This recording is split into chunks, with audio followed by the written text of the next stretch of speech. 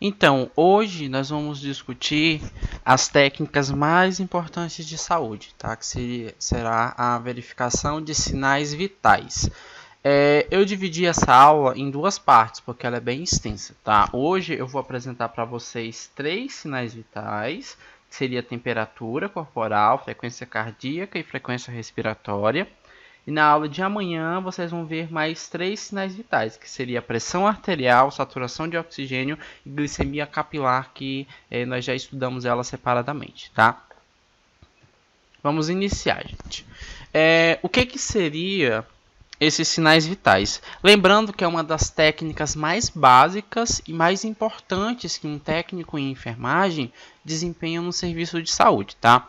Sinal vital, gente, os sinais das funções orgânicas básicas, do funcionamento cardíaco, do funcionamento do sistema circulatório, do funcionamento do sistema respiratório, tá? Sinais clínicos também podem ser considerados sinais vitais, que isso vão refletir sempre no equilíbrio ou desequilíbrio do corpo.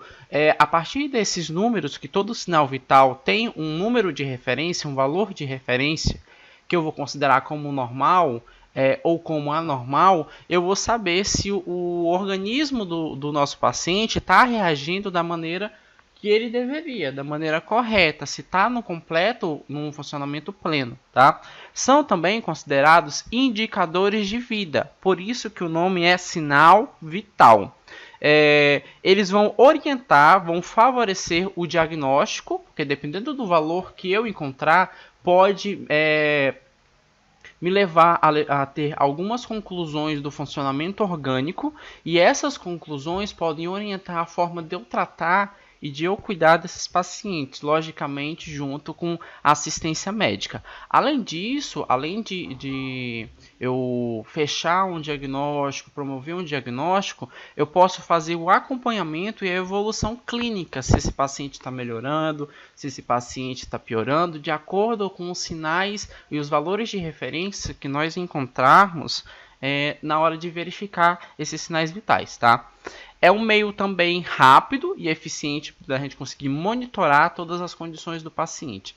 Como vocês vão ver, muitos sinais vitais vão precisar de equipamentos simples, tá? A técnica é simples, só vai requerer de que vocês tenham um conhecimento prévio do funcionamento orgânico do corpo. Por isso que vocês estudaram anatomia e fisiologia.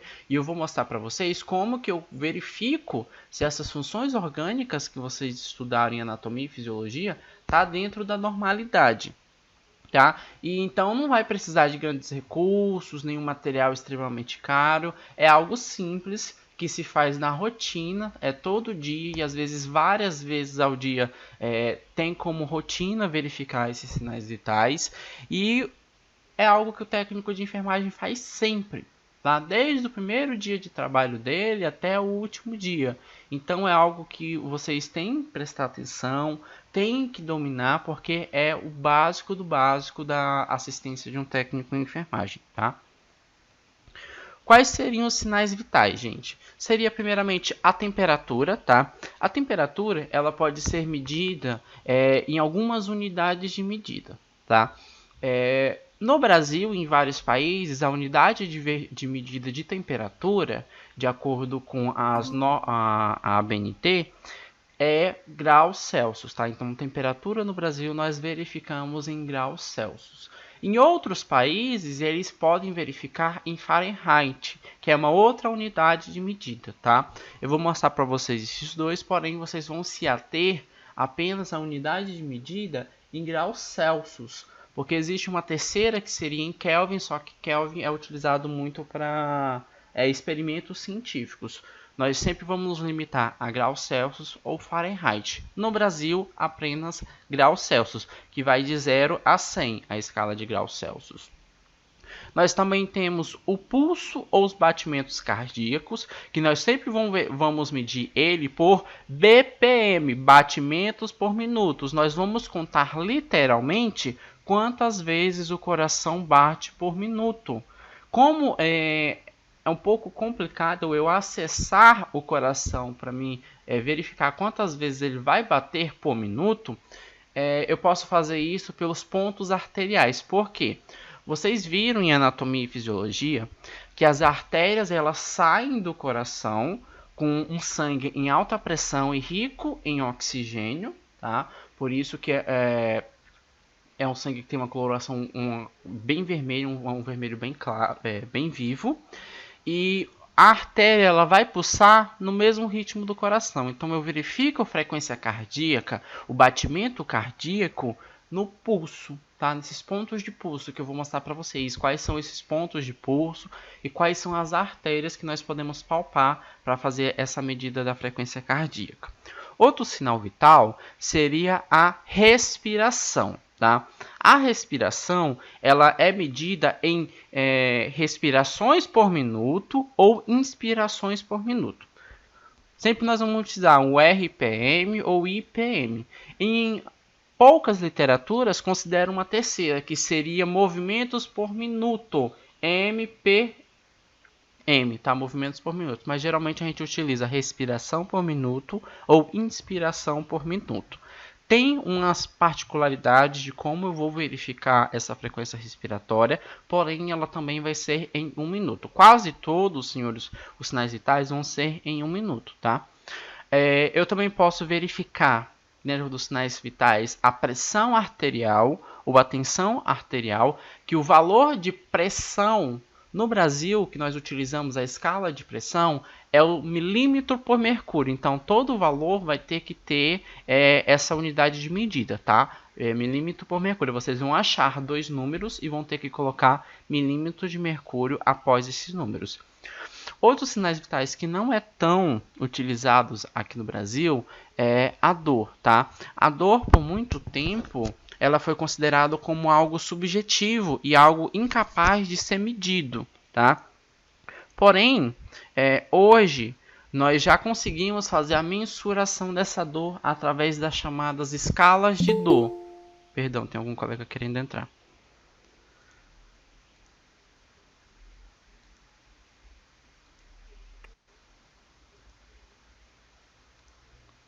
Então, hoje eu já consigo medir a dor de um paciente através de uma escala de dor. Existem algumas escalas de dores, tá, senhor? As mais comuns são a escala numérica, onde eu pergunto para o meu paciente qual é o nível da dor dele de 0 a 10, sendo que 0 é ausência de dor, 5 uma dor moderada e 10 uma dor extrema, quase que sensação de morte, tá? E eu também tenho a escala de figuras, onde eu mostro figuras de alguns rostos, alguns smileys para o paciente, ele vai marcar qual sensação, qual expressão facial é compatível com a dor dele. É menos utilizada, geralmente a gente utiliza mais essa escala numérica mesmo. Essa de desenhos a gente utiliza bastante na área da pediatria, tá? Que eu peço para a criança marcar qual que é o rostinho que ela considera mais compatível com a dor que ela está sentindo. E a glicemia capilar, que nós estudamos na nossa aula passada, tá? Tudo isso daqui são sinais vitais, tem uma unidade de medida, um padrão internacional de medida, tá?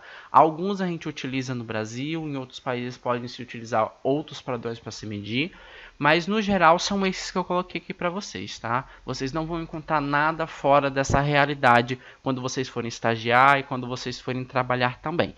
Temperatura sempre vai ser medida em graus Celsius.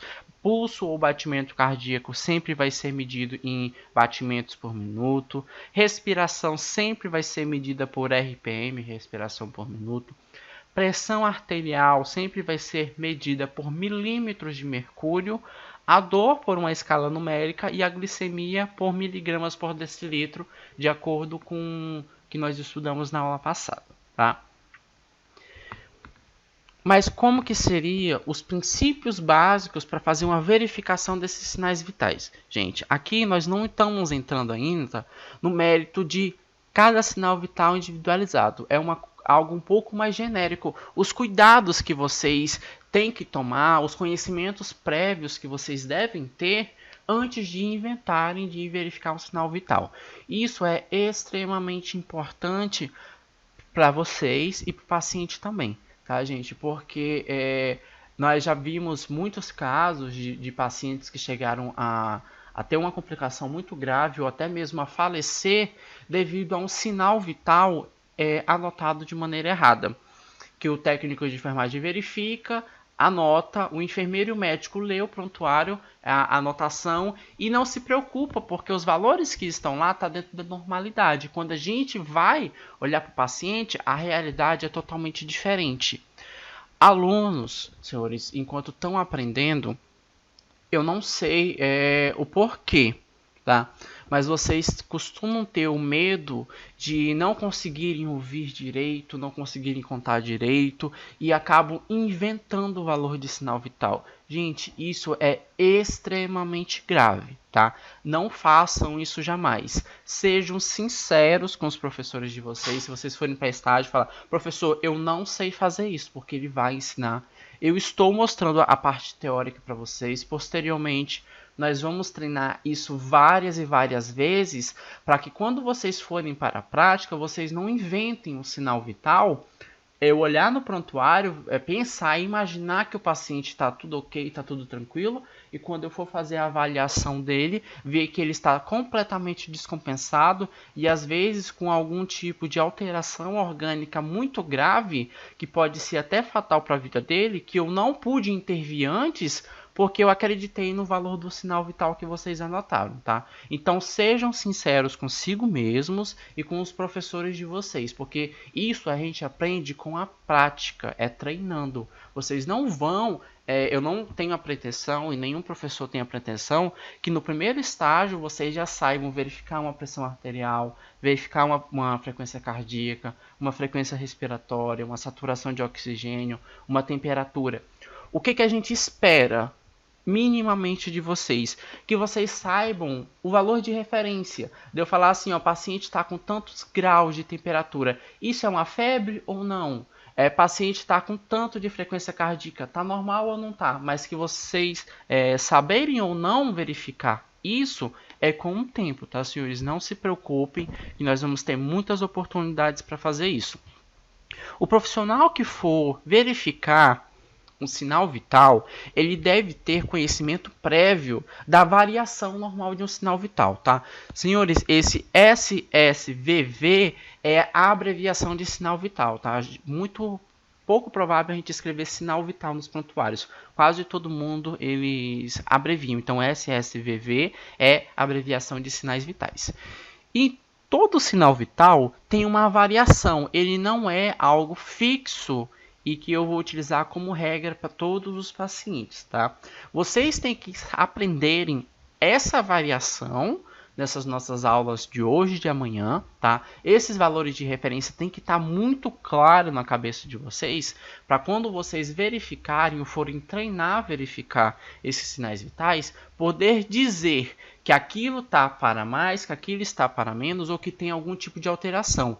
E essa alteração, qual que seja ela e qual é o termo técnico que eu dou para essa alteração, tá? Então, além de saber fazer, de saber verificar, de ter o conhecimento técnico, vocês têm que ter um conhecimento teórico sobre essas pequenas variações entre um sinal vital e outro, ou variações entre o mesmo sinal vital. Tá? Então eu coloquei para vocês nesses slides todos os valores de referência, aprendam eles, por gentileza, revisem, porque isso é extremamente importante para a prática clínica de vocês.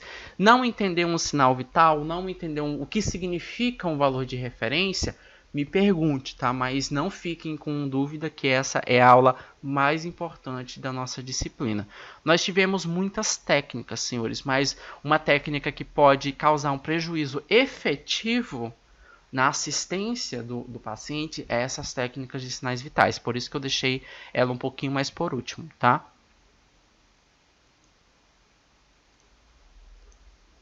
Além disso, os senhores e todo profissional de saúde que for verificar sinal tem que utilizar equipamentos devidamente certificados, tá? É comum os alunos comprarem instrumentos, muitos é difícil de se encontrar para vender equipamentos médicos sem certificação, tá? Mas sempre verifique se tem o selo da Anvisa, que mesmo ele sendo importado, mesmo ele sendo da China, ele tem que ter selo da Anvisa, tá? É essa certificação que se refere aqui, para a gente ver que aquele equipamento passou por testes, tem uma padronização de funcionamento, para que não gere valores de sinais vitais errôneos.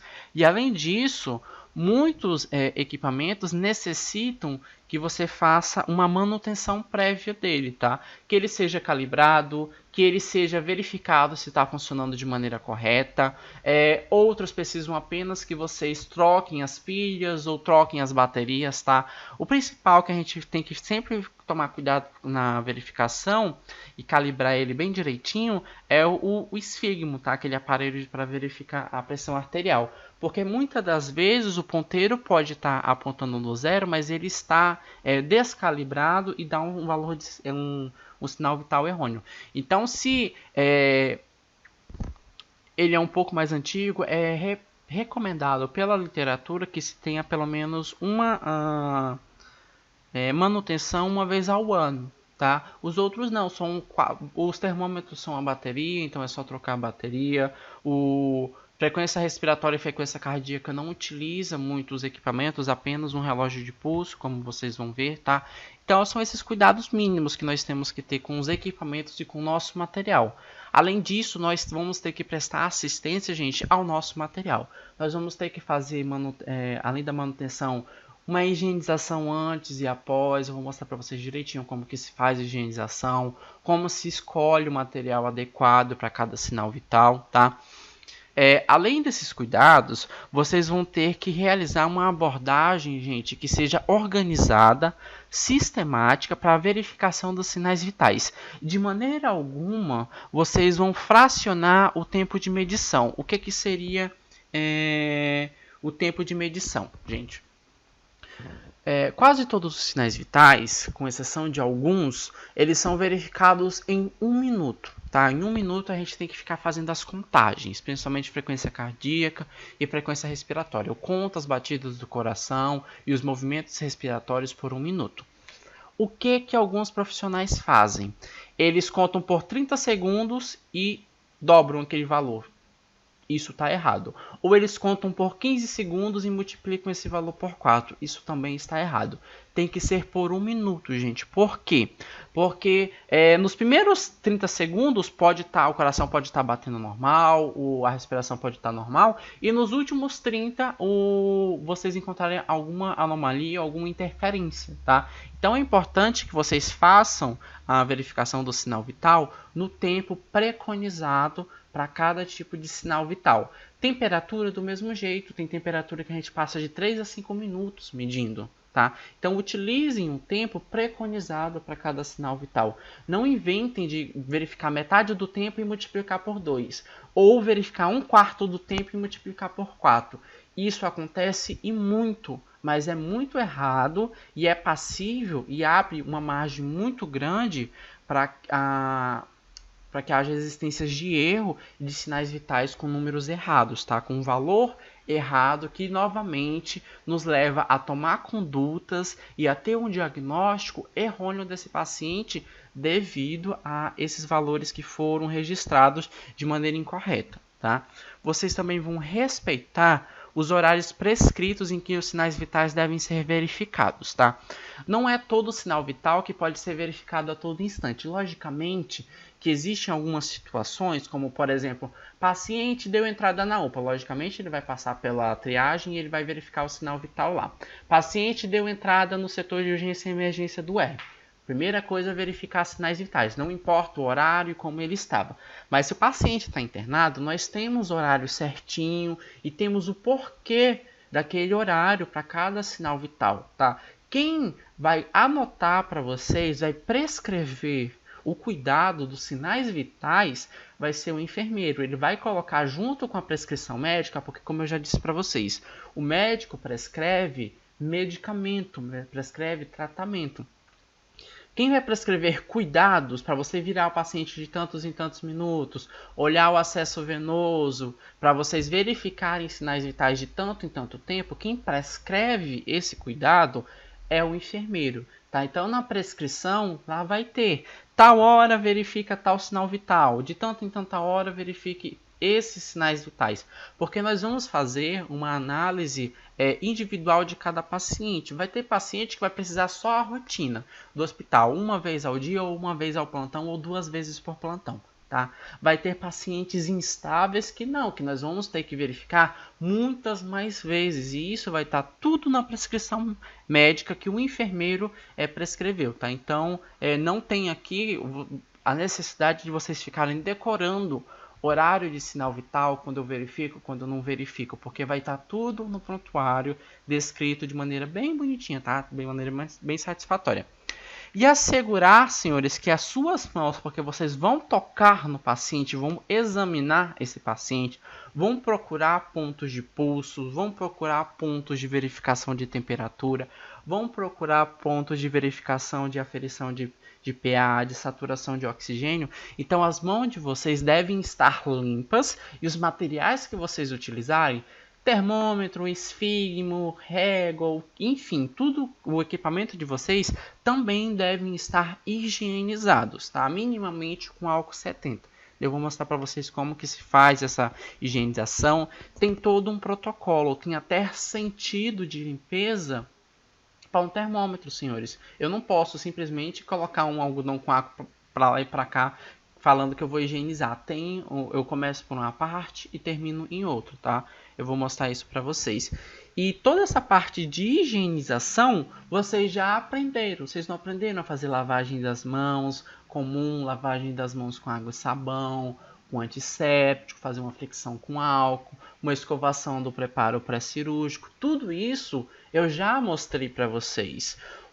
A forma de se chegar e abordar um paciente eu já mostrei para vocês. Por isso que todas as outras aulas elas foram meio que uma introdução para essas últimas aulas que são mais importantes, tá? Por isso que eu segui essa sequência um pouquinho mais lógica para os senhores conseguirem tentar interpretarem melhor. Uma coisa bem interessante no que se refere às mãos de vocês quando forem tocar no paciente, gente, é quanto à temperatura dessa mão. Comumente, poucos profissionais tomam esse cuidado. Nós lavamos as mãos, ok, secamos, e geralmente nós estamos em um ambiente refrigerado, né, com ar condicionado. Então as mãos dos profissionais estão extremamente frias. Então certifique-se que a mão de vocês não estejam com essa temperatura baixa na hora de tocar um paciente, porque ele pode se assustar, pode elevar a frequência respiratória dele, a frequência cardíaca, tá? Isso vai alterar o valor final que vocês forem anotar. Então, uma coisa bem simples, como a temperatura da mão do técnico em enfermagem, pode influenciar também no resultado final de um sinal vital. Aqueçam as mãos, façam uma fricção, esfreguem uma na outra, tá? Para que não haja esse tipo de problema.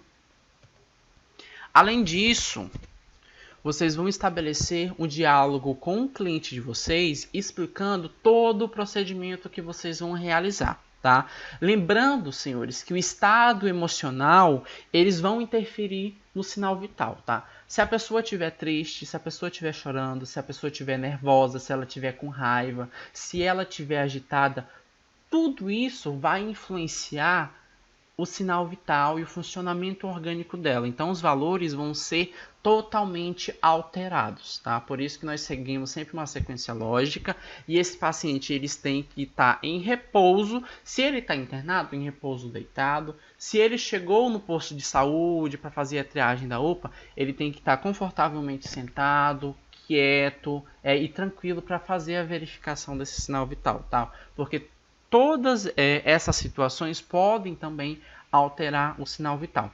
A forma que o paciente senta altera o sinal vital. Se ele ingeriu bebida energética, café, ou ele caminhou, isso vai alterar os sinais vitais, tá? Se ele estiver falando na hora que você estiver verificando os sinais vitais, isso também vai alterar o valor. Então são muitos cuidados que nós temos que ter e acredito que quem aqui já tenha verificado o sinal vital alguma vez, já verificou que muitas das vezes esses cuidados não são tomados, tá, gente? Paciente e técnico de enfermagem conversando enquanto estão verificando uma PA. Paciente que acabou de chegar da rua e o técnico de enfermagem já verifica a frequência cardíaca, a saturação de oxigênio e a pressão arterial dele, então vai dar um valor alterado. Então são cuidados que parecem ser bestas, mas que vão alterar todo o trabalho de vocês, tá? Vão primar sempre pela privacidade, pela dignidade do cliente, assim como qualquer técnica que eu já mostrei, já ensinei para vocês. Nós sempre vamos prezar pela individualidade, dignidade e privacidade dos nossos pacientes. Vamos comunicar, confirmar e anotar a alteração significativa encontrada, tá? Então, se você verificou o sinal vital, você não vai esconder isso do paciente de vocês. Não vão falar que está tudo ok e depois mostrar para o enfermeiro e para o médico que não está tão tranquilo assim, para quando a gente for tomar alguma medida, o paciente levar um susto. Logicamente que tem forma de você falar, olha, a pressão está muito alta, a frequência cardíaca está muito alta. Tem formas e formas de você comunicar isso, mas o paciente tem um direito estabelecido por lei de saber tudo que se refere ao tratamento e aos cuidados com ele. Tá? Então ele tem sim o direito de saber o quanto que deu a pressão arterial dele, a frequência cardíaca dele, por mais que tenha sido muito alto. Tá? Posteriormente vocês vão anotar, vão comunicar ao enfermeiro, que o enfermeiro vai fazer a avaliação, o que pode ser feito para reverter um sinal vital alterado e, se for necessário, ele pode comunicar ao médico para que os dois juntos consigam fazer isso, seja por medicação ou seja por algum cuidado específico. Lembrando que as medicações sempre vão ser administradas por vocês. Tá? Outra coisa bem importante é que, por exemplo, vocês que estão aprendendo agora, vocês verificaram, não tem segurança, não tem problema nenhum vocês verificarem 2 ou 3 vezes. Logicamente que tem um espaço de tempo entre cada uma das vezes, tá? Então verifiquem, não fiquem com dúvida, certifique que está certo. Porque mesmo com anos de prática, a gente pode não auscultar um Korotchikov, que eu vou falar para vocês posteriormente o que seria um Korotchikov direito. A gente pode não sentir o pulso de um paciente se ele tiver muito demasiado ou for um paciente um pouquinho mais obeso. Então, repitam, refaçam o procedimento, não tem problema algum, tá? Após vocês terminarem o procedimento de verificação de sinais vitais, vocês vão providenciar a limpeza e a desinfecção de todos os materiais que vocês levaram, tá? Então a gente faz a limpeza, faz a desinfecção dos materiais antes do procedimento e após o procedimento. Por quê, gente? Vamos levar em consideração vocês que vão para estágio agora. Vocês no setor de saúde vão utilizar o equipamento de vocês, tá? Nos pacientes. Todos aqui já têm os equipamentos de bolso da saúde, estetoscópio, esfigmo, termômetro, uma ligazinha. Vocês já solicitaram que vocês providenciassem isso? Eu só tenho o tetoscópio. Então, senhores, vocês já vão providenciar.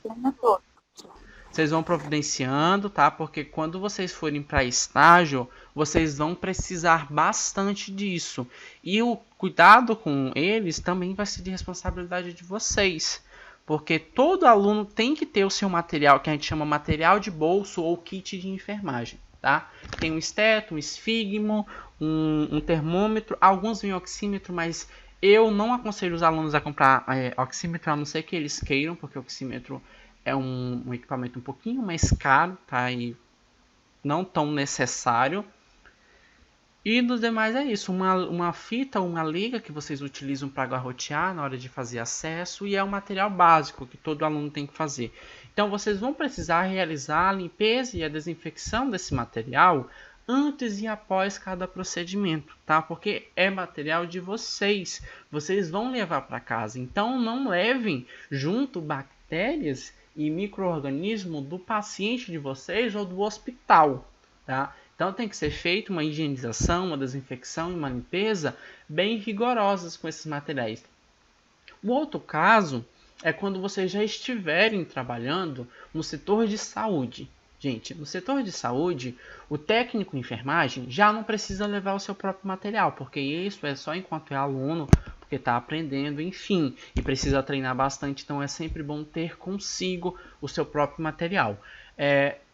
Na prática, depois que vocês estiverem trabalhando, vai ser diferente. Vocês vão utilizar o equipamento que vai estar na enfermaria, o equipamento disponível no hospital, e é o mesmo equipamento para vários pacientes. Então tem que tomar esse cuidado para que vocês não causem as famosas infecções cruzadas, de levarem uma bactéria ou micro-organismo de um paciente para outro, porque não quiseram fazer a desinfecção ou a limpeza.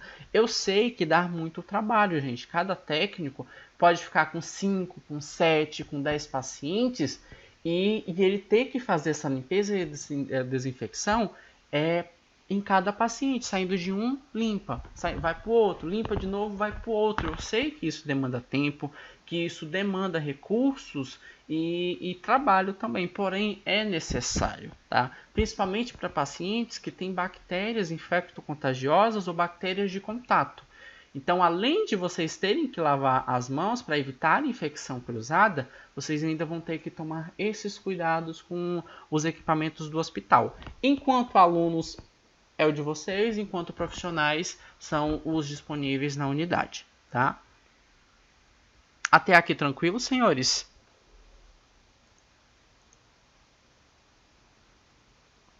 Tá dando para entender bem? Sim.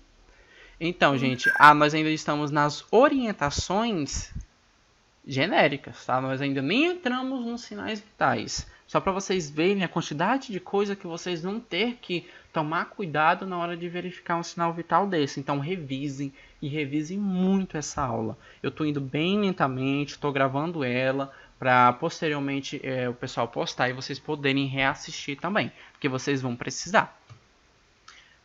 Quando que nós vamos verificar sinais vitais? Gente, existem situações específicas, além do horário que o enfermeiro colocou no prontuário, tá? Quando nós formos admitir paciente, então vocês estão trabalhando numa enfermaria e um novo paciente vai ser internado, essa internação nós chamamos de admissão, tá? Então, na admissão de um paciente, quando um paciente for internado, nós temos que verificar todos os sinais vitais, independentemente se do setor que ele veio. Por exemplo, o paciente estava na UTI e foi para a enfermaria. Quando ele saiu da UTI, foi verificado todos os sinais vitais. Mas quando ele entrar na sua enfermaria, tem que ser verificado novamente, tá? Não confiem apenas no que o setor anterior, na qual esse paciente se encontrava, foi verificado, tá? Vocês também têm que fazer a verificação. Vão verificar os sinais vitais na admissão, dentro da rotina de atendimento, que é de acordo com a prescrição do enfermeiro, que ele vai colocar lá para vocês os horários e os sinais vitais que devem ser verificados para todos os pacientes. E como eu já disse, pacientes estáveis vai ser 1 ou 2 vezes por plantão, 1 ou 2 vezes ao dia, de acordo com a rotina hospitalar. E pacientes instáveis que demandam um pouquinho mais de cuidado, o enfermeiro vai pedir para você verificar esses sinais em espaços de tempos cada vez menores, tá? Numa pré-consulta ou numa consulta hospitalar ou ambulatorial também vai ser feito.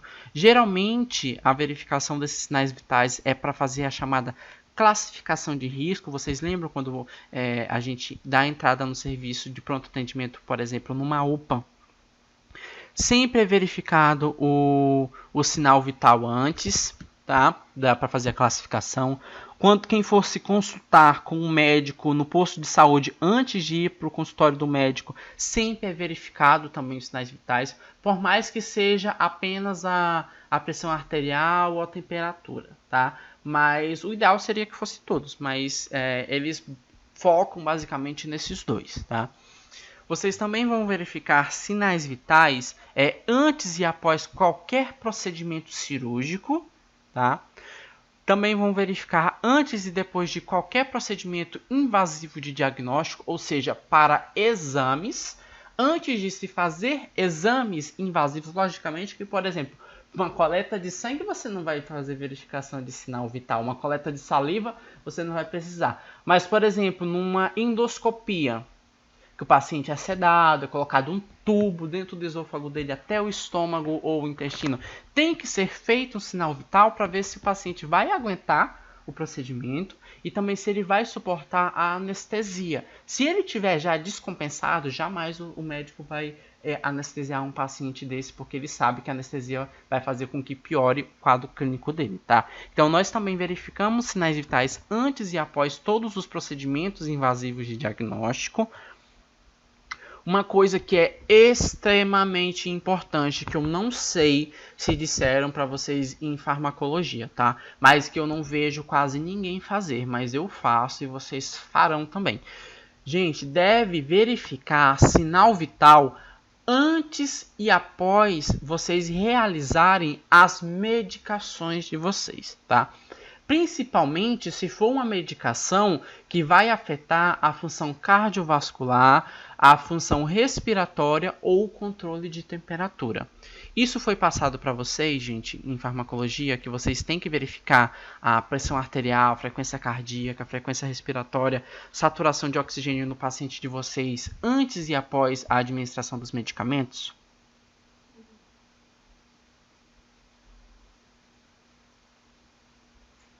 Vocês lembram?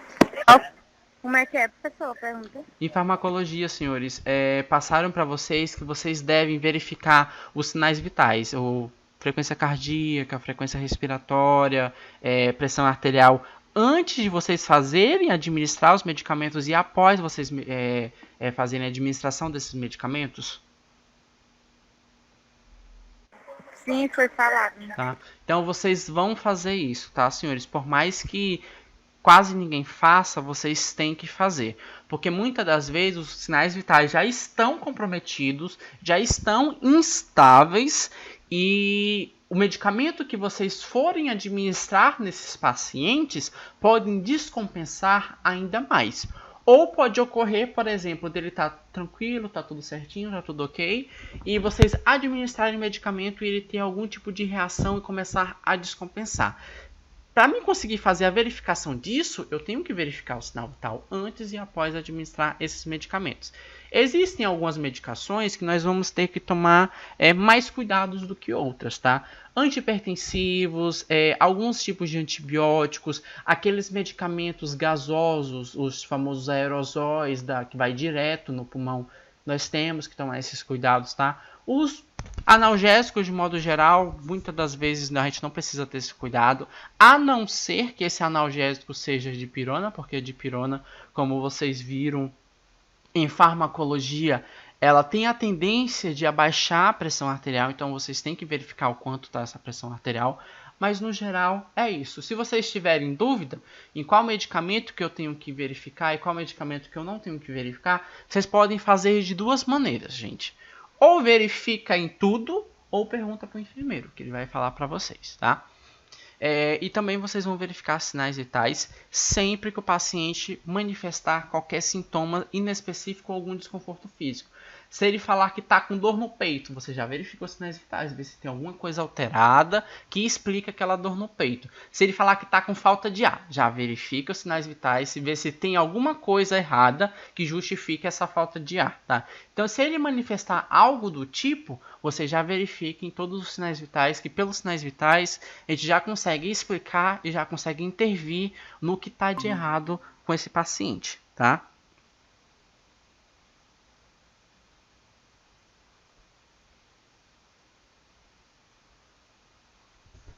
Só um minutinho.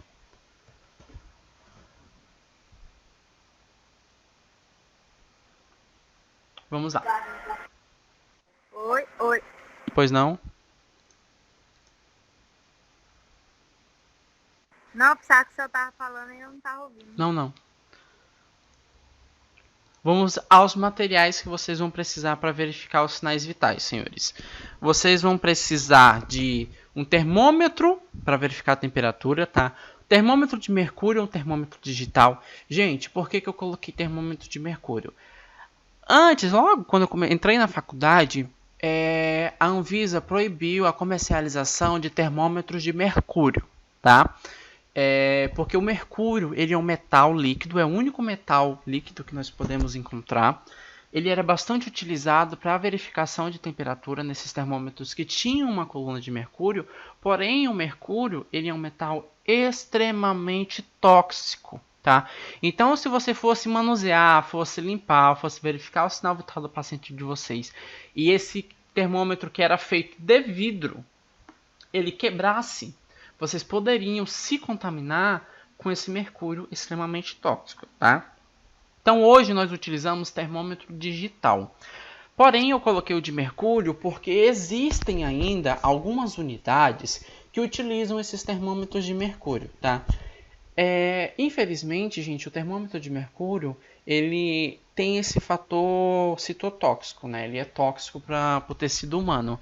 Porém, ele dava as temperaturas da maneira mais correta e sem margens de erro. O termômetro digital, se não tomar alguns cuidados mínimos, podem ter uma pequena margem de erro na temperatura, tá? Mas é o que nós utilizamos hoje nos hospitais, no serviço de saúde, termômetro digital. Porém, eu coloquei de mercúrio aqui porque ainda tem algumas unidades que estão fazendo as adequações e ainda possuem esses termômetros.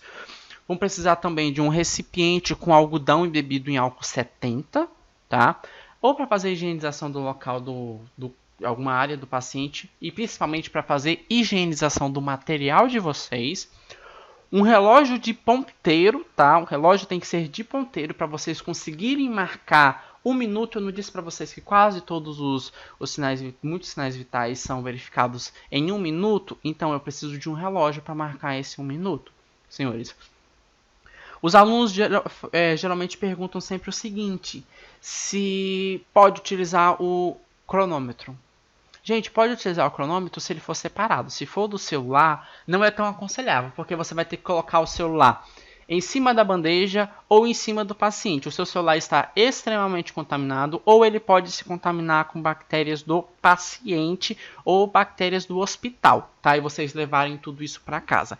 Então, é sempre bom ter um relógio de ponteiro, um relógio de pulso ou aqueles cronômetros separados mesmo, tá? Na emergência não teve nada, tudo bem, daí utilize o cronômetro do celular, mas eu não indico. Tá? Providencie um relógio de ponteiro para levar para o estágio. Existem alguns relógios que eles são feitos até de silicone para a gente utilizar no hospital. Eu não sei se vocês já viram. Todo mundo aqui tem relógio de ponteiro? Eu não tenho. Então já vai providenciando, tá? Ou um relógio ou um cronômetro que vocês vão utilizar bastante para fazer a marcação de 1 minuto na hora de marcar o tempo do sinal vital, tá? Celular em último caso, mas eu não aconselho e existem algumas unidades que proíbem, tá?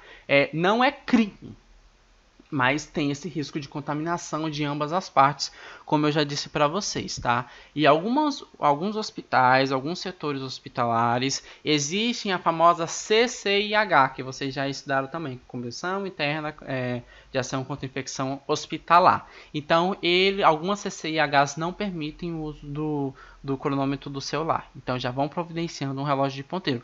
Pode ser um relógio de pulso, tá tranquilo, ou pode ser um cronômetro mesmo, um cronômetro hospitalar. Vão utilizar também um esfigmomanômetro, tá? O famoso esfigmo calibrado, que é aquele aparelho para a gente verificar a pressão arterial. E vamos também utilizar um estetoscópio, que eu utilizo para fazer a ausculta cardíaca e eu também utilizo para fazer a ausculta na hora de verificar uma pressão arterial. Nós vemos muito os técnicos de enfermagem verificando sinal arterial apenas com o pulso do paciente ou pela batida do ponteiro. Gente, a forma correta é vocês utilizarem o esfigmo, olhando a batida do ponteiro e ouvindo com um estetoscópio. Tá? Tem que utilizar os dois para o sinal vital ser correto. Então, quem não tiver um esfigmomanômetro já providencie e um estetoscópio também. E um papel e caneta para fazer o registro desses sinais. Porque muitas das vezes vocês vão verificar e vão anotar sinais vitais de vários pacientes. Então, pode haver confusão, vocês podem esquecer, enfim. Então, é sempre importante vocês verificarem o sinal vital, anotar o paciente e já anotar o o valor que vocês encontraram, tá? Num papel mesmo, na caderneta, para posteriormente, quando vocês forem fazer a anotação de enfermagem ou a evolução dos pacientes de vocês, que vocês coloquem esses sinais vitais, já estejam lá registrados na caderneta. E isso são os materiais básicos, tá, gente? Existem outros, mas o básico do básico são esses. Eu coloquei essa lista aqui para vocês. Quem não tiver já pode ir providenciando, tá? Acrescentem aqui apenas uma liga para vocês fazerem punção. Eu não coloquei aqui porque essa parte de punção é em farmacologia, tá? Mas em todo kit acadêmico, todo material de bolso sempre tem uma ligazinha, um garrote para vocês fazerem punção periférica. E são esses os básicos, tá? Podem existir outros, mas no geral são esses. Alguma dúvida quanto aos materiais? Como que deve ser o ponteiro? Tudo ok. Perfeito. Então agora vamos para os sinais vitais propriamente ditos, tá? Vamos começar com o primeiro sinal vital. Logicamente que vocês vão tomar todos os cuidados anteriores que nós discutimos até agora, tá? Todos aqueles cuidados. Revisem novamente os slides e tomem aqueles cuidados prévios. Vamos à temperatura, gente. Olha como que vai funcionar. Eu sempre vou dizer para vocês a teoria. O que é, como que se faz, como que se mede, qual é o valor de referência, o que é considerado normal e o que não é considerado normal. Vou mostrar para vocês a técnica e posteriormente nós vamos treinar essa técnica, tá? Mas é admissível que vocês não saibam a técnica, porque vocês não tiveram a aula prática. Mas a parte teórica do o que é normal e o que não é normal, nós não admitimos, tá? Então, vocês vão para estágio sabendo o que é uma temperatura, quando que o paciente está com febre, quando que o paciente está hipotérmico, hipertérmico, tá? O que é a temperatura, gente? É a capacidade do organismo ele manter a temperatura corporal central relativamente estável, tá? Então, o organismo, o corpo humano, ele tem um mecanismo de funcionamento de homeostasia corpórea, de temperatura corpórea, que ele sempre mantém a temperatura do corpo naquele limite máximo, uma temperatura média, tá? Que eu vou mostrar para vocês qual que é essa temperatura média normal. E não pode passar disso, nem para mais e nem para menos, tá? Se for para mais, o corpo tenta compensar isso, tá? Por exemplo, se nós estamos em um local muito quente, o corpo sempre vai transpirar para abaixar essa temperatura e deixar ela numa temperatura média.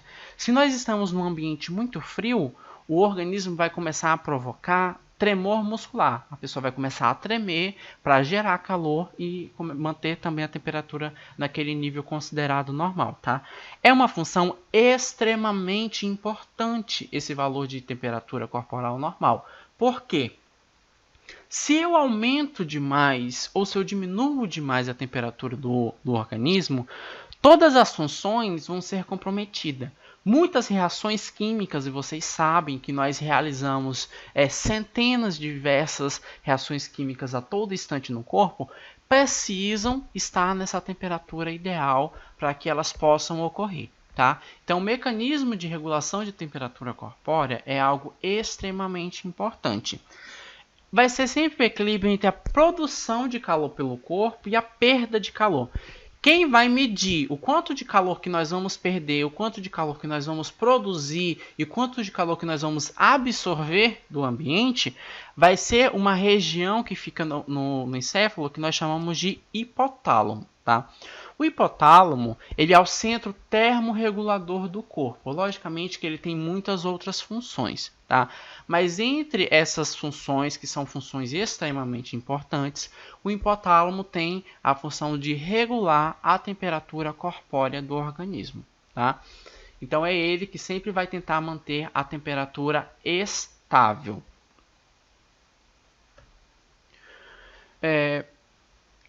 O valor normal, gente, de uma temperatura é entre 35,5 graus Celsius a 37,4 graus Celsius, tá? Isso é o normal.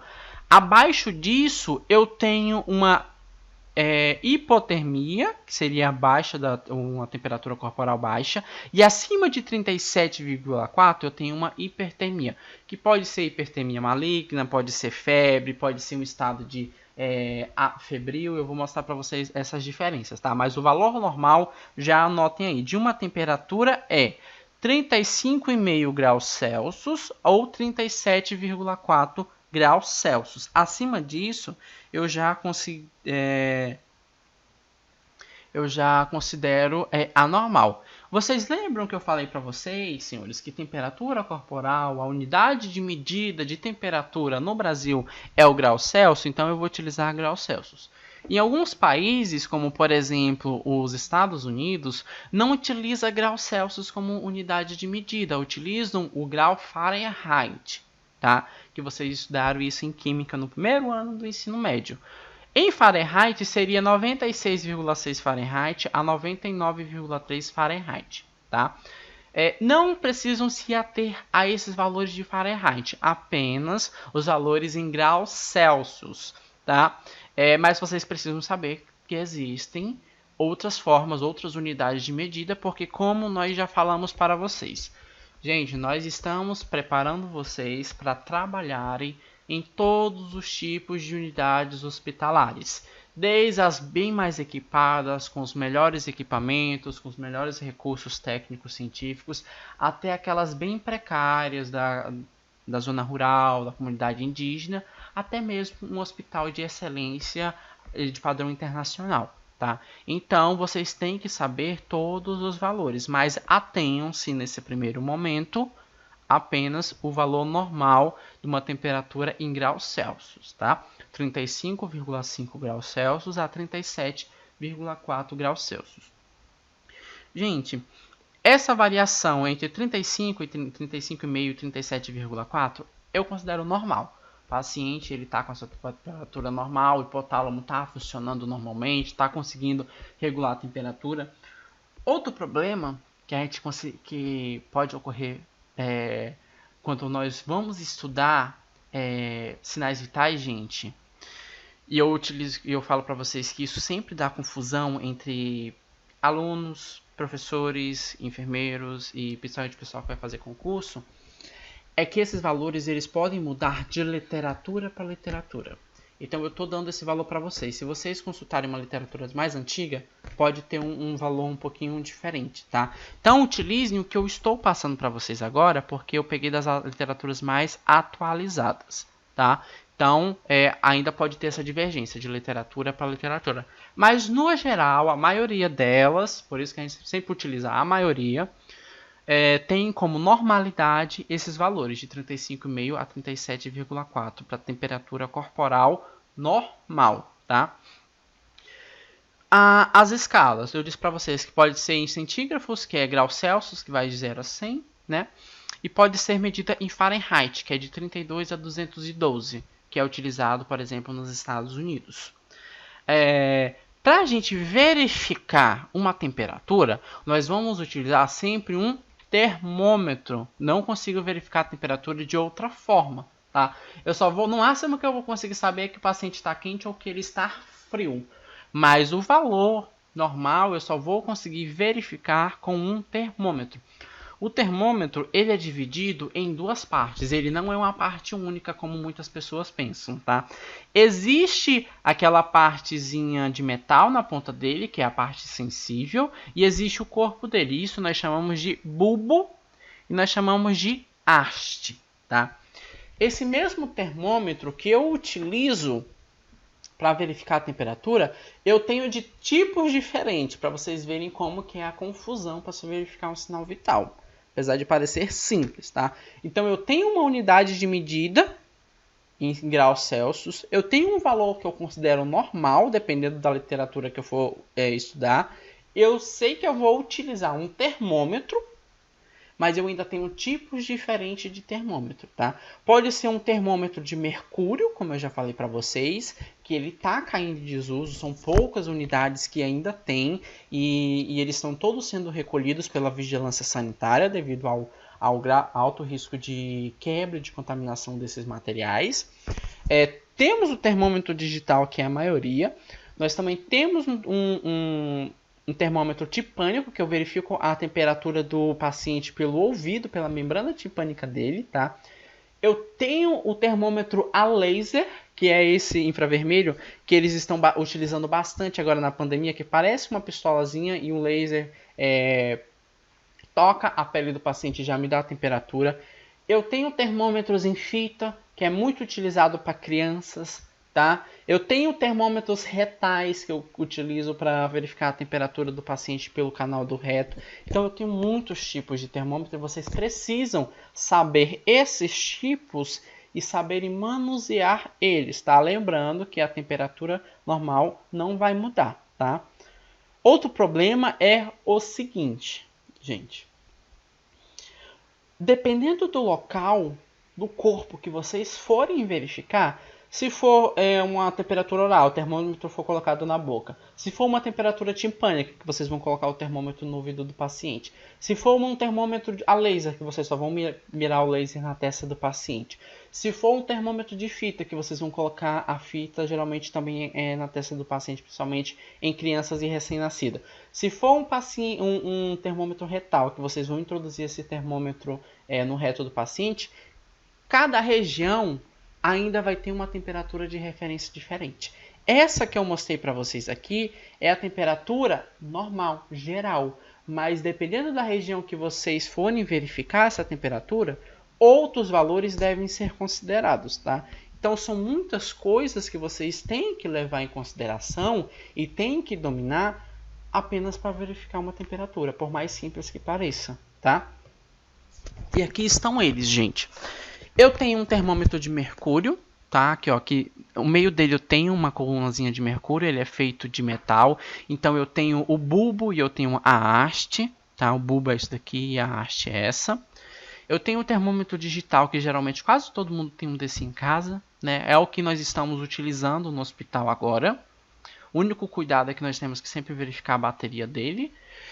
Eu tenho um termômetro auricular, que eu verifico a temperatura pelo ouvido, tá? Que eu só encaixo na membrana timpânica e vai aparecer o valor da temperatura. É pouco comum aqui no Acre, tá? Mas em alguns estados eles utilizam bastante.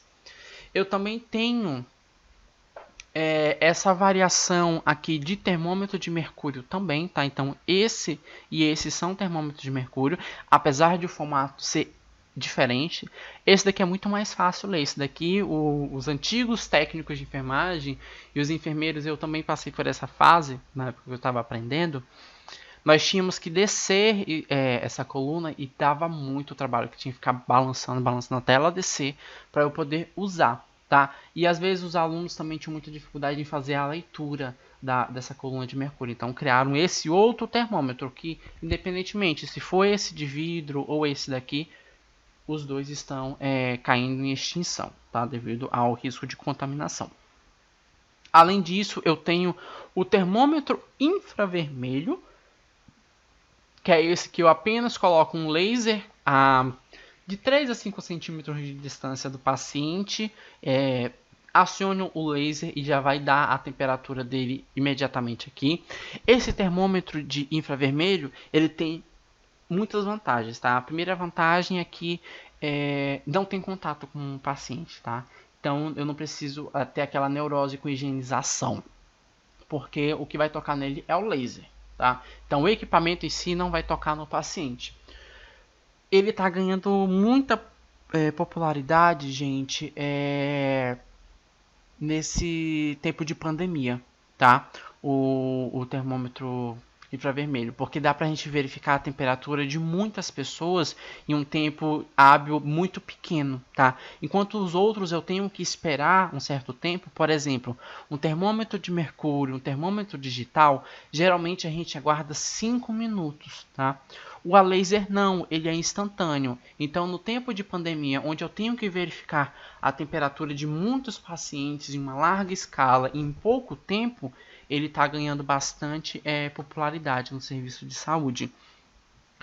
E um outro tipo de termômetro que a gente utiliza, geralmente as mães conhecem esses termômetros, tá? Não sei se vocês já chegaram a ver, que é o termômetro de fita, tá? Ele é literalmente uma fita, onde eu coloco na testa do recém-nascido, da criança. os quadradinhos são todos pretos, tá? E à medida que ele for esquentando, eles vão ficando coloridos. O último quadrinho colorido vai ser a temperatura da criança, tá? Então, por exemplo, aqui nessa fita, a temperatura que ficou colorida foi o número 37. Então, quer dizer que essa criança está com 37 graus de temperatura. 37 graus, senhores, é de acordo com o valor de referência. Essa criança está com a temperatura normal ou ela está com febre? Normal. Normal, perfeito. E é dessa forma, tá? É muito difícil a gente encontrar isso daqui. Geralmente a gente encontra isso aqui em farmácia, porque são termômetros que eu utilizo. O ideal seria ser descartável, tá? Mas eu posso utilizar ele algumas vezes, porque eu tenho que colar na testa da criança. Ele tem uma colinha que a gente coloca aqui, que vem aqui atrás, uma fitinha. A gente cola na testa da criança e deixa lá até a fita reagir, tá? Geralmente é de 3 a 5 minutos. E eu utilizo no máximo 3 vezes, porque é o tempo que a cola dura, tá? Se ela durar mais, tudo bem, pode utilizar outras vezes. Mas vocês concordam que esse tipo de termômetro para criança é bem menos invasivo do que eu colocar um termômetro embaixo da axila dela, porque ela não vai ficar quieta. Vocês que lidam com criança, quem for mãe ou tem criança em casa, sabe que é muito complicado verificar a temperatura de uma criança com um termômetro na axila dela, porque ela não fica quieta, você tem que ficar prendendo o braço dela. Numa temperatura timpânica, utilizando um termômetro timpânico, um termômetro desse auricular, é algo, geralmente é para crianças um pouquinho maiores, porque recém-nascido ele também não vai ficar quieto, ele vai se incomodar e muito com esse tipo de termômetro, tá? Então o ideal é um desse de fita ou um termômetro retal, tá? Que é semelhante a um desse, porém eu introduzo no canal anal. Até aqui tranquilo, senhores? Quanto aos tipos de termômetro? Sim. Perfeito. Vamos lá. Nós temos muita coisa para ver ainda. Além de todos esses cuidados, gente, do valor de referência, do tipo de termômetro e dos cuidados genéricos que eu mostrei para vocês logo no início da aula, existem algumas coisas, alguns fatores que afetam a temperatura dos pacientes, tá? E vocês têm que ter noção de quais são esses fatores, para que, caso eles passem por isso, vocês não considerem um aumento fisiológico, ou seja, um aumento normal da temperatura, como uma febre, por exemplo, tá? Quais são esses fatores que podem aumentar ou diminuir a temperatura de um paciente, que pode afetar diretamente o sinal que você encontrar? Primeiramente é o esforço físico, gente. Se a pessoa ela está correndo, se ela está andando, se ela está agitada, logicamente o corpo vai produzir calor. Então a temperatura dela vai ser maior, tá?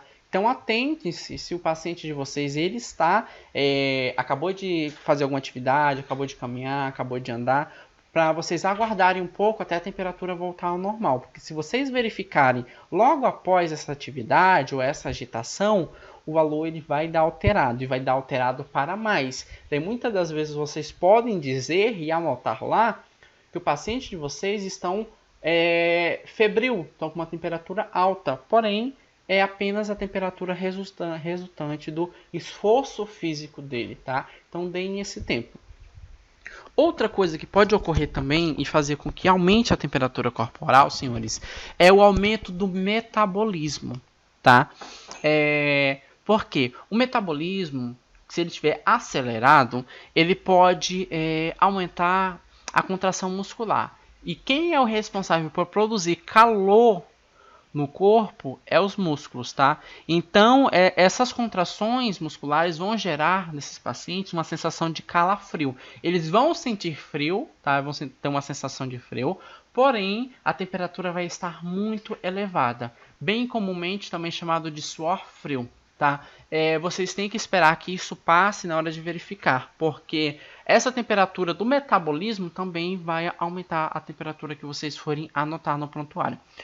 Uma vasodilatação, que pode ser ou ao estresse, ao esforço físico, algumas medicações vasodilatadoras também podem aumentar a temperatura corporal, tá? Os vasos sanguíneos vão se dilatar, vai fluir sangue em uma quantidade maior e mais rápido, então esse sangue também vai gerar calor, então também vai aumentar a temperatura corporal. E tirando tudo isso, vocês tomando esses cuidados, dá pra gente conseguir já verificar os sinais vitais, tá? Vamos falar um pouquinho sobre a febre. Tá? Gente, febre é quando a temperatura corpórea está acima do normal. Qual é o normal? Já mostrei para vocês. Já anotem, já escrevo, já faço uma tabela. 35,5 a 37,4. Tá? Se estiver acima de 37,4, o paciente já está com febre. Tá? Subiu a temperatura, febre, para ficar mais fácil de vocês entenderem. A febre, gente, ela sempre é um mecanismo de defesa do organismo, tá? Diga-se de passagem, um mecanismo de defesa extremamente perigoso, tá? Por quê? Às vezes o sistema imunológico, ele tenta combater de todo jeito algum vírus, alguma bactéria, algum tipo de micro-organismo, com a ação dos leucócitos, dos macrófagos, do jeito que vocês estudaram em parasitologia, tá? Mas às vezes ele não consegue. E numa tentativa desesperada de eliminar esses micro-organismos, esses vírus, essas bactérias, o sistema imunológico aumenta a temperatura corporal, tá? E a pessoa fica com febre. Porém, esse aumento da temperatura corporal vai sim conseguir, na maioria das vezes, matar esses micro-organismos, mas isso vai interferir em todo o metabolismo da pessoa, tá? Por isso a gente tem que considerar uma febre aceitável, tá? Se ele elevar muito alto, pode começar a haver comprometimento em toda a parte orgânica. E eu vou mostrar para vocês quais são os valores normais de uma febre, os valores normais de uma hipotermia. Qual é o valor normal, por exemplo, de um paciente de tantos a tantos graus. Se vocês verificarem essa temperatura, ajam imediatamente porque ele vai entrar em convulsão. Acima de tantos graus ele já pode vir a óbito, tá? Então a febre, apesar de ser um mecanismo de defesa do sistema imunológico, é algo muito perigoso que nós temos que sempre manter em controle. Nós podemos verificar essa febre em vários locais do corpo, como eu já falei para vocês, tá? E cada local vai ter um valor de referência. Então, eu tenho aquele valor de referência de 35,5 a 37,4, mas dependendo da região que eu for verificar, eu ainda vou ter um valor específico para aquela região. Então, se eu verificar a temperatura axilar, eu vou ter um valor. Se eu verificar a temperatura oral, a temperatura bucal, eu vou ter um valor. Se eu verificar uma temperatura retal, eu vou ter um valor. E se eu verificar uma temperatura inguinal, eu também vou ter um valor diferente, tá, gente? De todas essas temperaturas, qual que vocês acham, pelo que vocês estudaram em anatomia e fisiologia, que é a mais correta, é a mais fidedigna, assim, que eu posso considerar aquilo como real? De fato, essa temperatura está correta. Em qual dessas regiões?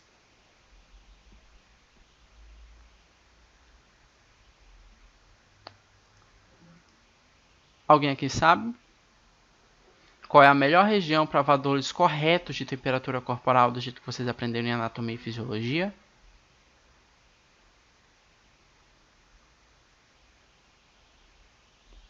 Não. Mas essa segunda vocês vão conseguir me responder. Gente, dessas temperaturas aqui, qual que é a mais utilizada no setor de saúde? Temperatura axilar, bucal, oral, retal ou inguinal?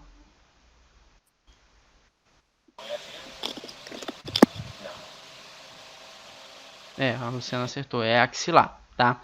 Porém, senhores, a gente utiliza bastante axilar pela comodidade, mas a temperatura mais fidedigna, o local de aferição de temperatura mais fidedigno é a região retal, tá? Eu vou mostrar para vocês como que se faz a verificação em todas essas regiões, qual é a comodidade, quais são os prós e os contras de cada uma dessas regiões e os valores de referência de cada região dessa. Como eu disse para vocês, eu tenho um valor geral de 35,5 a 34,7, porém, dependendo da região que eu for verificar, eu também tenho algumas pequenas variações, tá? Começando com a temperatura axilar. Temperatura axilar vai ter uma variação entre 35,5 a 37, tá? Se chegar até 37,4, considero normal. Temperatura oral vai ter uma temperatura de 36 a 37,4, tá um pouquinho maior do que a temperatura axilar. E a temperatura retal, que é a mais fidedigna, nós vamos avaliar de 36 a 37,5, tá? Então os valores estão muito próximos, mas vocês têm que ter em mente que existe sim essas variações de região para região. Mas no geral, professor, eu estou com dúvida. Eu vou ter que decorar todos esses valores? Gente, o ideal seria. Mas se vocês tiverem dúvida, utilizem a geral, a genérica, aquela que eu mostrei para vocês logo no início, de 35,5 a 37,4, tá? Porque todas as regiões vão estar dentro dessa variação inicial que eu mostrei para vocês. Com exceção da retal, que vai ser 0,1, mas não vai ter nenhuma significância clínica. Então, pode utilizar o 37,4 tranquilo, tá? Então, tem sim a variação de região para região, porém, pode utilizar aquele valor inicial que eu mostrei para os senhores. Vamos agora ver a verificação de temperatura de região por região, tá? Vamos começar com a região axilar. A região axilar, ela apresenta algumas vantagens, tá? De eu utilizar esse local para verificação de temperatura. A primeira vantagem é que ela é uma região acessível, né? A axila do paciente, logicamente, se ele tiver membro superior, é algo bem acessível, é algo seguro de se fazer, é algo que não é invasivo para o paciente, tá? Existe um percentual de contaminação pequeno, porque logicamente que a axila é colonizada por alguns tipos de bactérias, porém são bactérias nocivas, não vai ser algo muito discrepante que vai trazer prejuízo para o meu paciente, tá? Pode ser utilizado em neonatos, tá? Ou seja, em criança, em recém-nascido, porém eu disse para vocês, vai muito de criança para criança, né? Tem criança que não vai deixar de jeito nenhum, mas tentem. Tá? Pode ser utilizado em criança e também pode utilizar naqueles pacientes que ele tem relutância em qualquer uma das outras regiões. Então, quase que 100% de certeza eu digo para vocês que os pacientes sempre vão deixar vocês verificarem temperatura na axila. Tá? As outras regiões, muitas das vezes, não. Tá? Então, para esses pacientes não colaboradores, é sempre bom a gente utilizar a região axilar para verificar a temperatura. Porém, ela tem algumas desvantagens, gente. O tempo de medição é muito longo, é de 3 a 5 minutos, mas quase todos os termômetros são em 5 minutos. Principalmente os digitais, que você coloca e espera apitar. Gente, é quase 5 minutos, tá?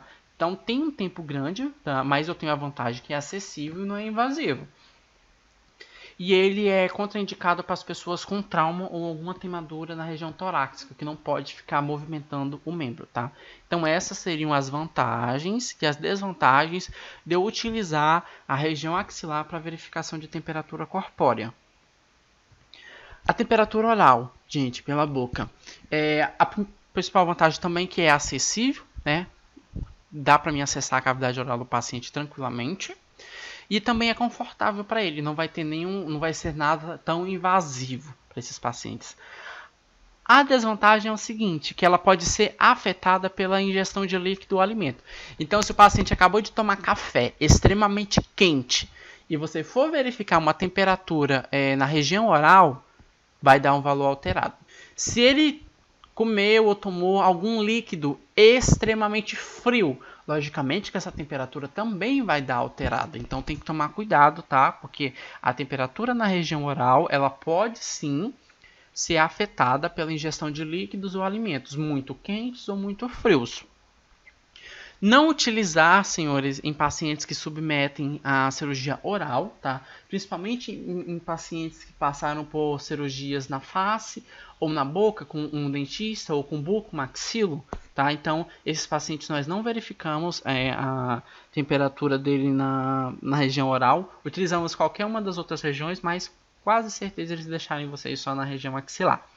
E é contraindicado, senhores, na região oral para lactentes, tá? Ou seja, crianças recém-nascidas que estão no momento de amamentação, crianças pequenas, pacientes inconscientes ou não colaboradores, porque eles podem se engasgar com o termômetro, tá? Então, tome muito cuidado com essas contraindicações para verificação de temperatura corpórea numa região oral. O próximo local de verificar a temperatura, gente, é a região retal. A vantagem dela é porque é considerada a mais confiável e a mais precisa, tá? Então, a região retal é a mais confiável e a mais precisa de todas as que eu estou mostrando para vocês, tá? Porém, nós temos algumas desvantagens. Por exemplo, para verificar a temperatura do paciente pelo reto, eu vou precisar de um termômetro, eu vou precisar de um lubrificante e vou precisar introduzir esse termômetro no reto do paciente. Vai ser algo extremamente constrangedor para esse paciente, tá? Eu vou ter que posicionar ele no leito numa posição adequada, tá? Para mim, não é toda a posição que eu vou conseguir introduzir esse termômetro no reto do paciente. E agora eu pergunto para vocês, gente.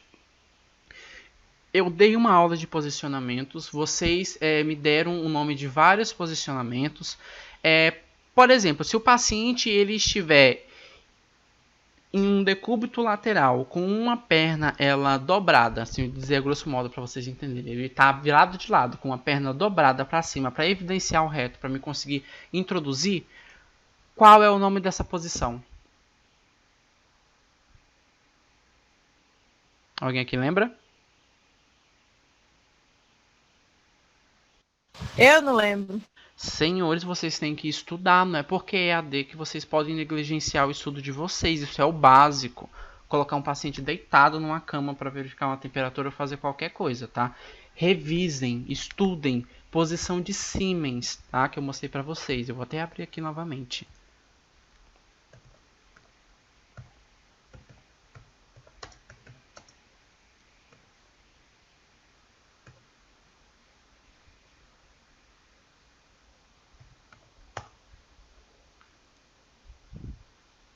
Lembram? Paciente deitado de lado com um dos membros hiperestendido e o outro flexionado. Posição de Siemens. Eu consigo evidenciar a região retal bem direitinha. As outras posições eu não consigo, tá? Então, para verificar uma temperatura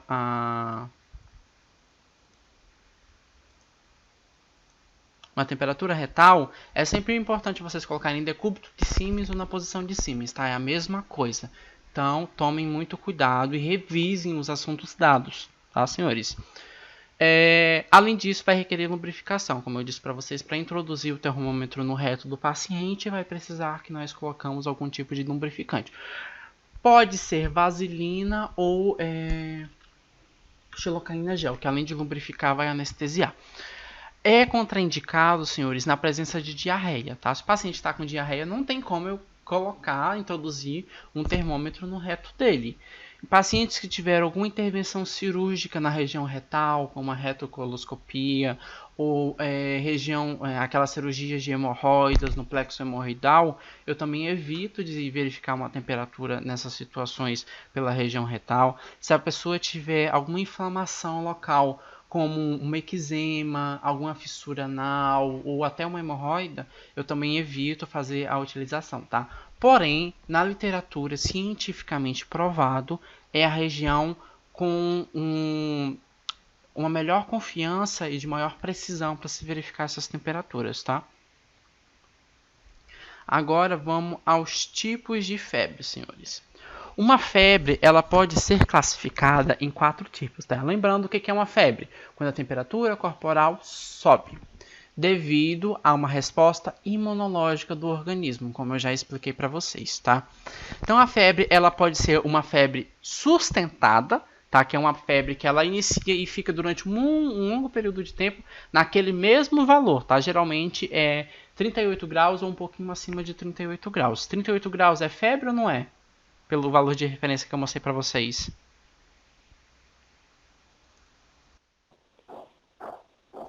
Sim, porque é até 37,4, né? Então, 38 já é febre. Então, uma febre sustentada, o paciente fica com 38 graus, ou um pouco mais do que 38, por um longo período de tempo, às vezes com o dia todo, tá? Por mais que tome medicação e tudo tal. Essa febre que dura muito tempo e tem esse valor de 38 graus, eu chamo de febre sustentada. tá? Eu também tenho uma febre que eu chamo de intermitente, tá? É como que, a grosso modo, para que vocês entendam, é uma febre que ela tem quase que horário marcado para vir, tá? A pessoa, ela passa o dia todinho normal e à noite ela tem febre. Daí no dia seguinte, o dia todinho normal, à noite ela tem febre. Ou pode ser de manhã, ou pode ser à tarde, enfim.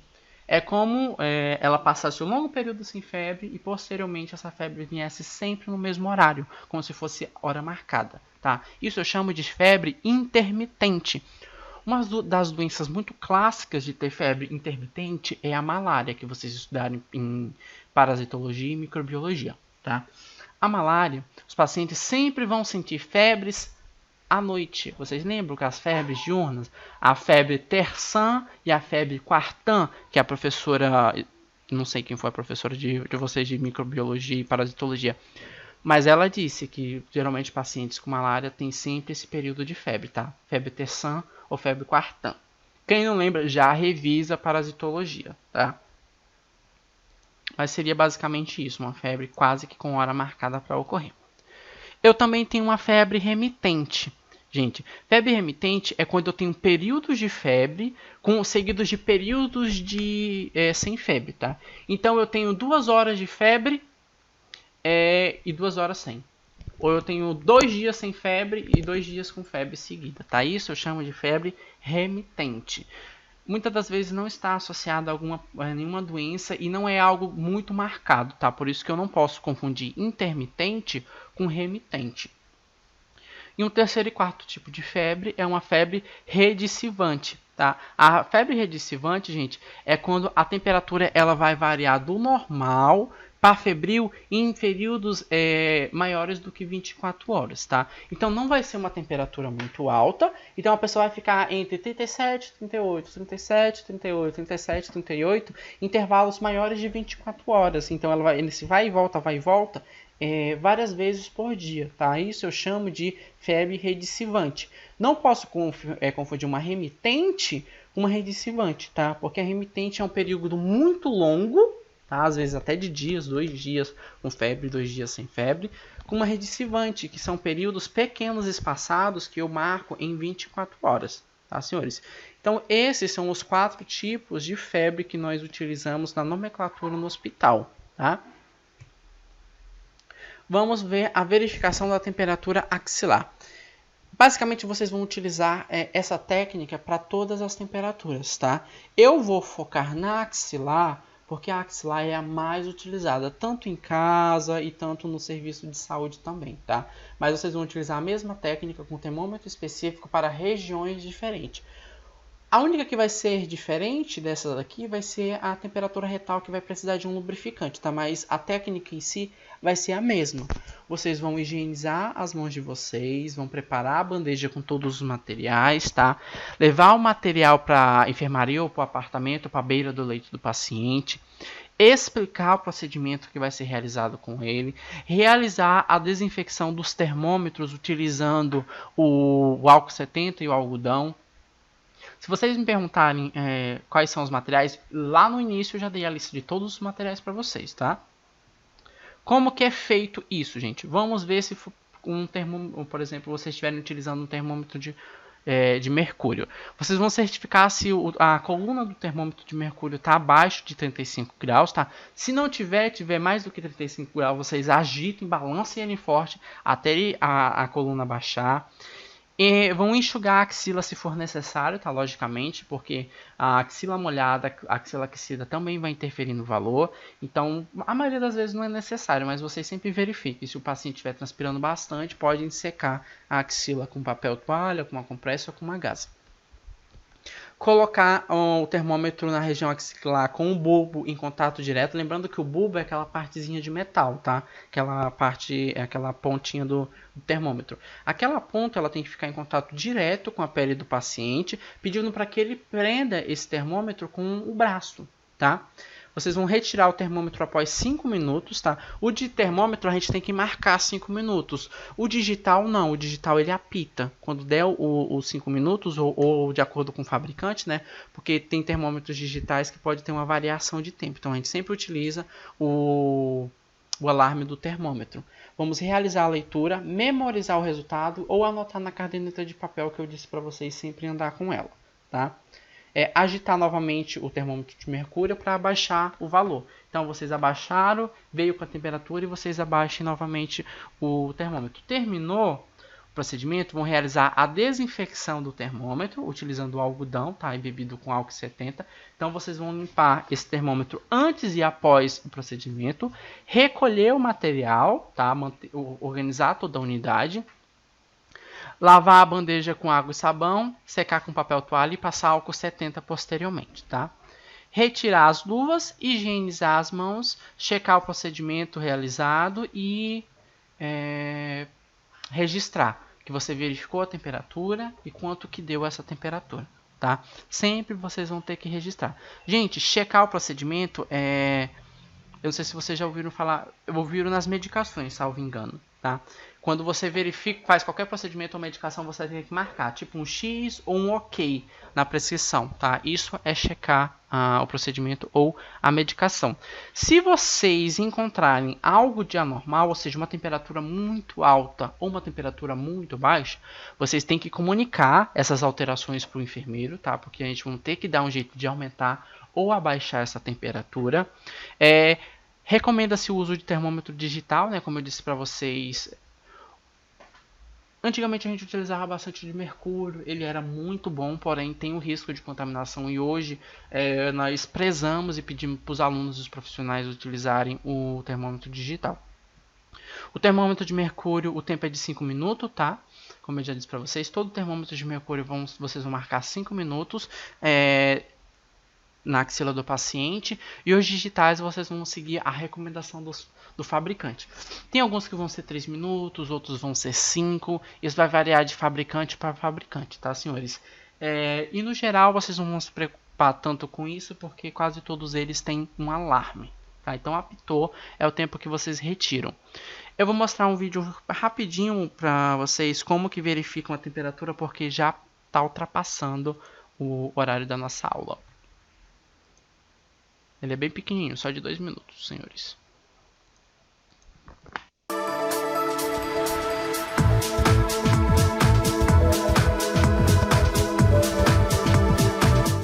Higienize as mãos com água e sabão ou álcool a 70%.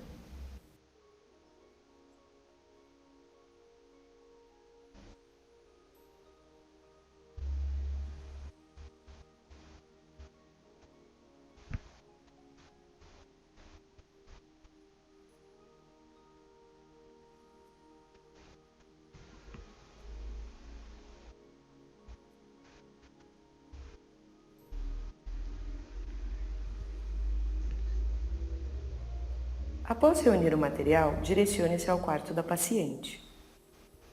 Se apresente. Oriente sobre o procedimento que será realizado. Realize desinfecção do termômetro com álcool a 70%. Atenção para os materiais necessários. Coloque o termômetro na região axilar da paciente, posicionando o braço sobre o tórax. Mantenha o termômetro por 5 minutos. Atenção para os valores de referência. Para a mensuração retal, lubrifique o termômetro com soro fisiológico e introduza no ânus 1,5 cm em crianças e 4 cm em adultos, por 3 minutos. Para a mensuração via oral, posicione o termômetro sobre a língua da paciente por 5 minutos. Verifique o valor obtido. Utilize termômetros individuais e com formatos apropriados. E assim a gente faz a verificação, tá? Amanhã eu dou mais valores de referência para os senhores. Esse foi apenas o primeiro sinal vital, tá, gente? Nós ainda temos muitos sinais vitais para nós estudarmos. Então revisem todo ele, tá? Só a parte de temperatura que nós estudamos hoje, que amanhã nós vamos dar continuidade. Alguma dúvida quanto a esse primeiro sinal vital, senhores?